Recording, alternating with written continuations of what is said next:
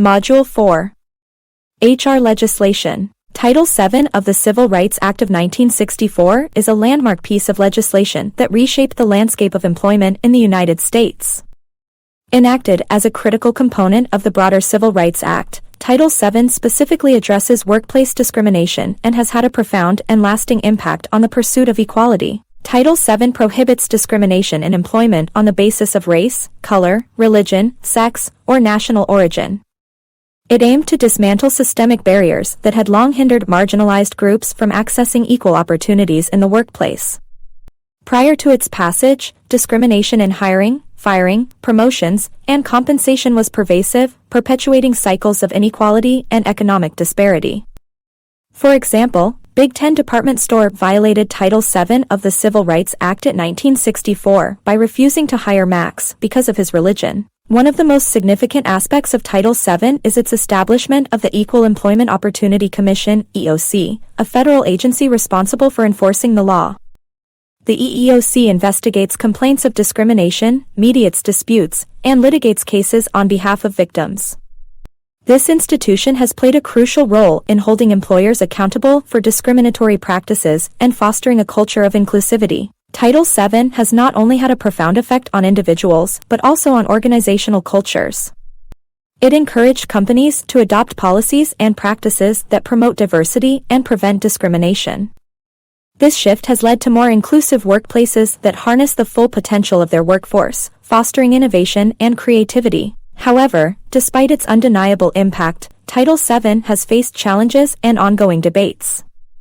Issues such as wage disparities, sexual harassment, and discrimination against LGBTQ+ individuals have brought the law back into the spotlight, prompting discussions about its scope and the need for amendments to address contemporary concerns. Mixed motive cases in human resources. Mixed motive cases in human resources refer to situations where an employment decision, such as hiring, firing, or promotion, is influenced by both legitimate and discriminatory motives. These cases often present complex challenges for HR professionals and organizations, as they require a nuanced understanding of discrimination laws and a commitment to promoting diversity and inclusion in the workplace. In a mixed motive case, the decision-maker may have both valid, non-discriminatory reasons and discriminatory motives for taking a particular action. For example, if an employee is passed over for a promotion, the employer may claim it was due to performance issues, a legitimate reason, while the employee asserts it was because of their age, a discriminatory motive. To navigate such cases, HR professionals must be well-versed in employment discrimination laws and regulations, such as Title VII of the Civil Rights Act, the Age Discrimination in Employment Act, and the Americans with Disabilities Act. For example, Mrs. Peters filed a complaint against her employers for firing her. She admitted to being late to work 5 days in a month, but she claimed that she was fired on the grounds of being a female employee. HR professionals must tread carefully in mixed motive cases.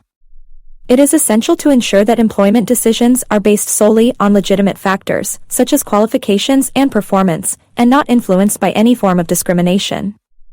Additionally, HR must be prepared to handle claims, investigations, and potential legal action that may arise from such cases.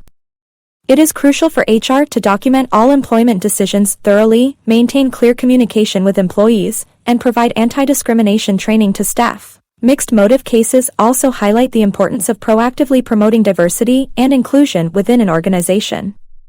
By fostering a diverse workforce and an inclusive culture, HR can reduce the likelihood of mixed motive cases arising in the first place.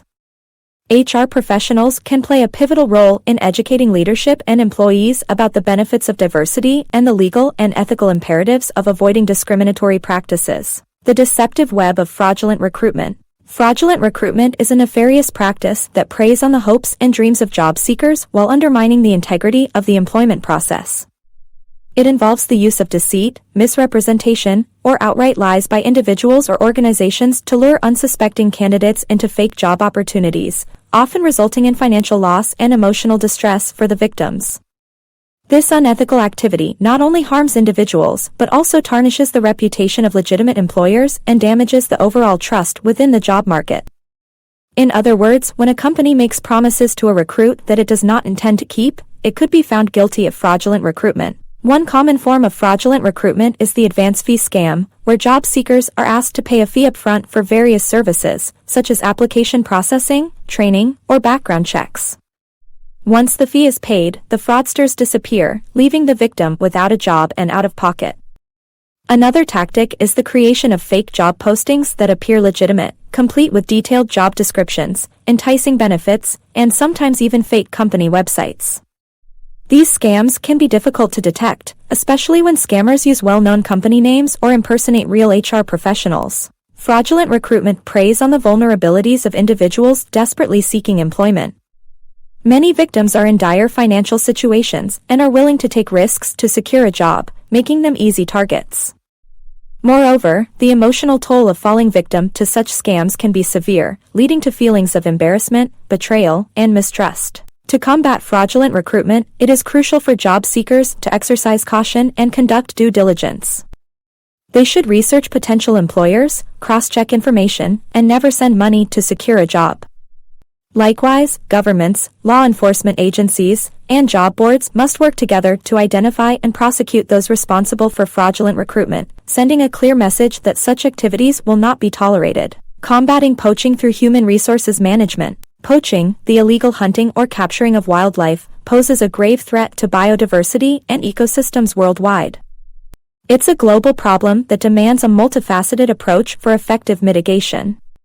Human resources, HR, and management plays a significant role in this endeavor, as it addresses the root causes of poaching by focusing on the human element. Poverty and lack of alternative livelihoods are often drivers of poaching. HR can create employment opportunities in affected communities through ecotourism, conservation, and sustainable resource management projects.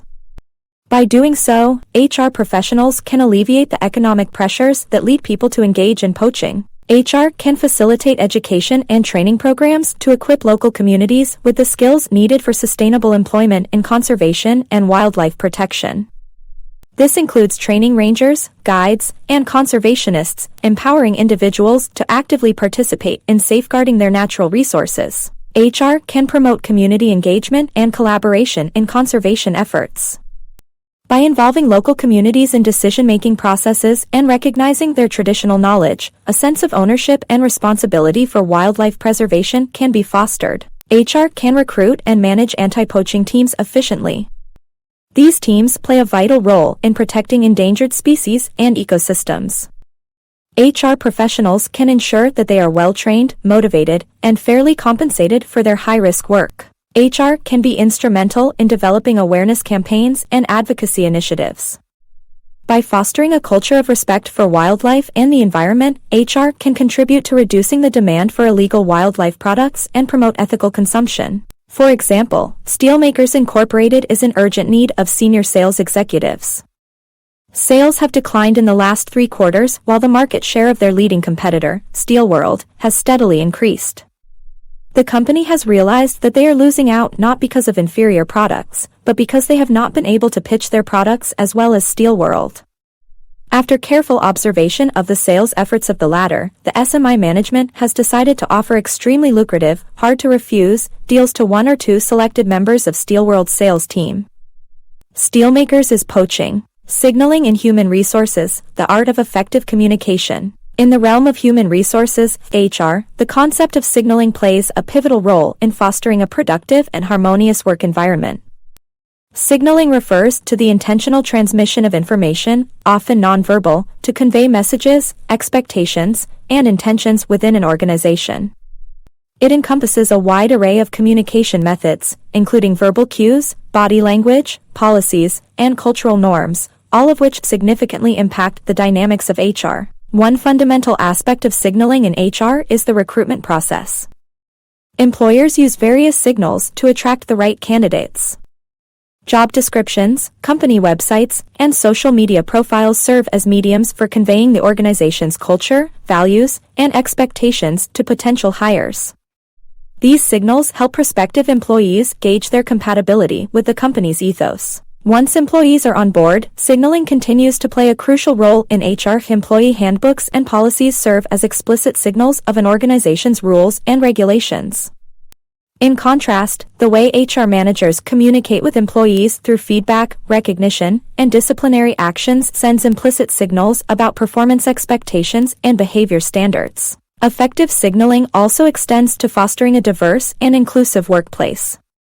HR professionals need to convey a commitment to diversity through both words and actions. Policies against discrimination and harassment, diversity training programs, and leadership's active support for inclusivity send strong signals that promote a culture of equality and respect. An example of signaling would involve Karen learning that her new job at the bookstore has no other female employees.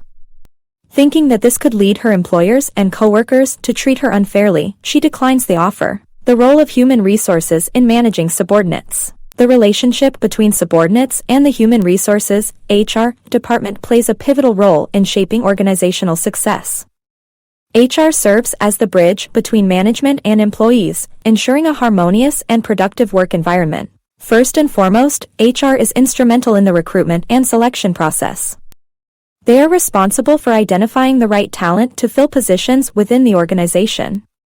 Through meticulous screening and interviewing, HR professionals match candidates with the skills and competencies required for the job, thereby setting the foundation for a competent and capable workforce. By aligning the company's strategic objectives with its hiring practices, HR ensures that subordinates are equipped to contribute effectively to the organization's mission. Furthermore, HR plays a crucial role in nurturing employee development. They design training programs, provide opportunities for skill enhancement, and facilitate career advancement. This not only benefits individual subordinates by empowering them to grow professionally, but also serves the company's long-term interests by fostering a talented and adaptable workforce. HR's commitment to continuous learning and development reflects their dedication to enhancing the capabilities of subordinates. Lastly, HR serves as a mediator in conflict resolution.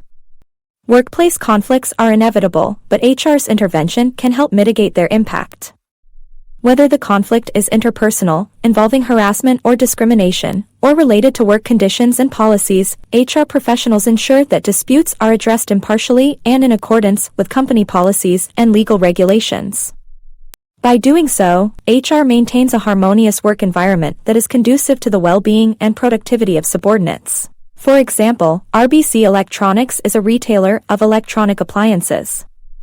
If Sandy does not see or understand the work processes and rules that influence RBC employees' task behaviors and has limited knowledge of the regulations, policies, and resources that affect employees' behavior, then Sandy is subordinate. The Fair Labor Standards Act, a cornerstone of workers' rights. The Fair Labor Standards Act, FLSA, is a landmark piece of legislation in the United States that has played a crucial role in shaping the modern workplace and safeguarding the rights of American workers. Enacted in 1938, the FLSA was a response to the labor abuses and economic hardships faced by workers during the Great Depression. At its core, the FLSA established the 40-hour workweek and introduced the concept of overtime pay, setting a standard that continues to benefit millions of workers today.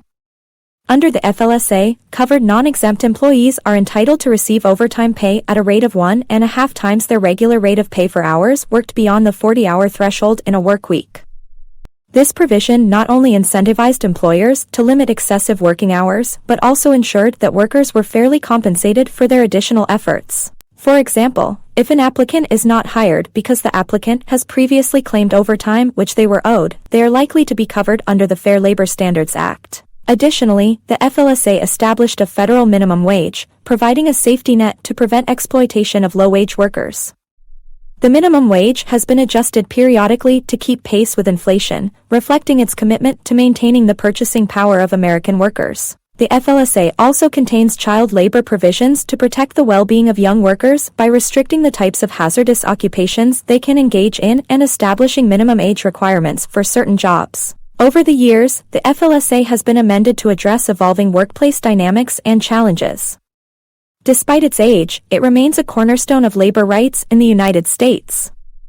It has laid the foundation for subsequent labor legislation and has served as a model for labor standards in many other countries.